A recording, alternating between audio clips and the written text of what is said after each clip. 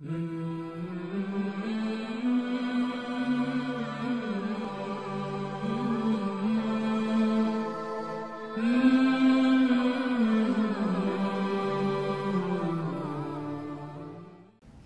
ada berapakah jenis bid'ah itu?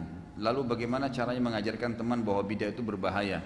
Karena teman Anas setiap Anas share tentang hadis-hadis yang membicarakan bahwa beberapa perbuatan yang sekarang beredar itu bid'ah, Anas selalu dicelahnya, dibilang sedikit-sedikit bid'ah. Anda kayak Wahabi aja. Jadi sudah saya jelasin, bid'ah itu dari siapa? Perkataan bid'ah? Hah? Dari Nabi Muhammad SAW. Bukan dari lidahnya dai-dai, bukan. Saya dan teman-teman dai ini hanya menyampaikan hadis Nabi. Kan Nabi bilang, hadis yang terkenal hadis irbat dalam hadis sahih. Alaikum bisunnati wa sunnah khulafa'ur rasyidin mahdina min ba'di addu 'alaiha bin nawajid, gitu kan?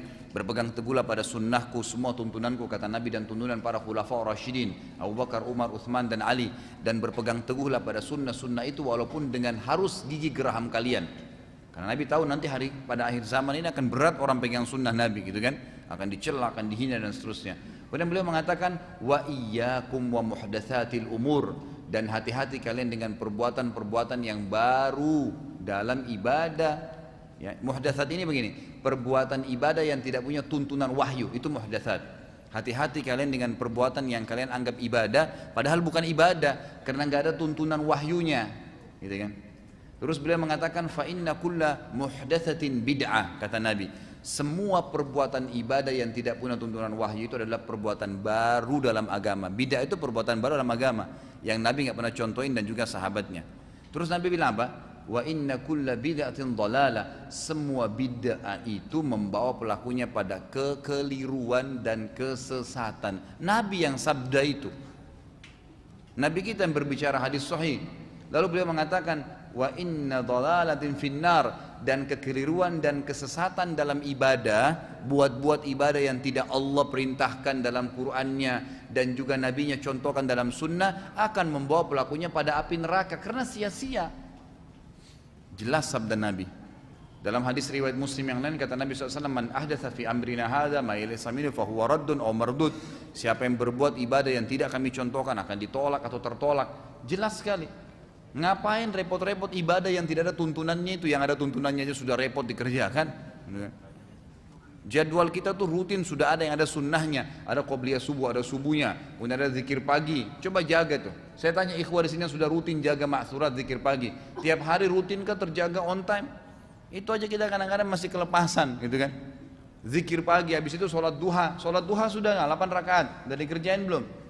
Sudah rutin belum terjaga. Kemudian sebentar kita bekerja sudah duhur, ada qobliyah duhur, ada ba'diyah duhur, itu sudah rutin.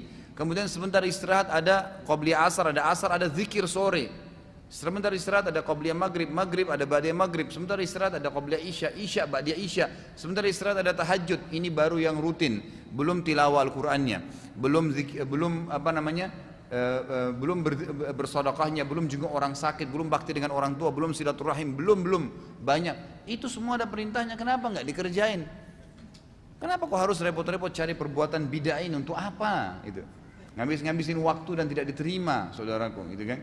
Jadi kalau anda mengingatkan orang masalah bid'ah, lalu anda dikatakan Wahabi, nggak apa-apa deh kalau dibilangin Wahabi, sudah.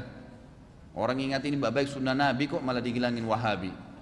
Nggak pernah ada istilah Wahabi di zaman Nabi.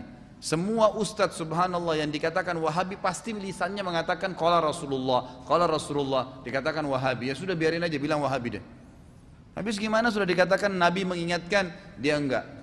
Nabi enggak pernah kerjain, saudaraku, enggak apa-apa. Loh subhanallah. Nabimu dan kiaimu enggak pernah buat, kamu berani mau buat, gimana caranya? Buat dalam agama. Enggak boleh gitu kan. Ingatin saja, kalau masalah dia bilang anda ini selalu sedikit-sedikit bid'ah, ya sudah, yang penting kita sudah ingatin gitu kan. Supaya jangan salah, karena masalahnya yang dia buat memang bid'ah, jadi diingatin. Kalau dia buat sunnah masa kita mau ribut-ribut? Nggak mungkin kan? Ingat, rivalnya sunnah bid'ah, lawannya itu. Artinya orang, kata para ulama, satu mengerjakan perbuatan bid'ah berarti dia mematikan satu sunnah. Kalau orang mengerjakan satu sunnah, dia sedang mematikan satu bid'ah. Udah nggak usah repotin diri dengan bid'ah nih. Sunnah aja banyak belum dikerjain. Jauhin aja gitu kan. Tugas kita menyampaikan, Allahu a'lam. Bagaimana bila di mall atau pasar kita melihat toko-toko yang menjual pakaian yang tidak syar'i, haruskah kita mendoakan agar toko tersebut tidak lagi menjual pakaian yang seperti dipakai kaum kafir saat ini? Saya kan sudah pernah bilang, menjual pakaian yang Anda anggap tidak syar'i ini, misalnya pakaian yang terbuka bagi wanita, itu tidak semuanya haram ya. Enggak semua haram. Bolehkah seorang muslim jual baju dalam wanita? Boleh, karena muslimah juga mau pakai. Di depan suaminya kan dia butuh baju tidur. Masa biar dengan suaminya pakai cadar, sama pakai jubah, nggak mungkin. Butuh itu kan.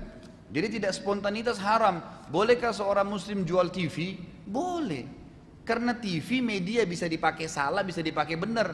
Nggak boleh diharamkan itu. Kecuali muslim jual khamar, nah itu haram mutlak, nggak boleh.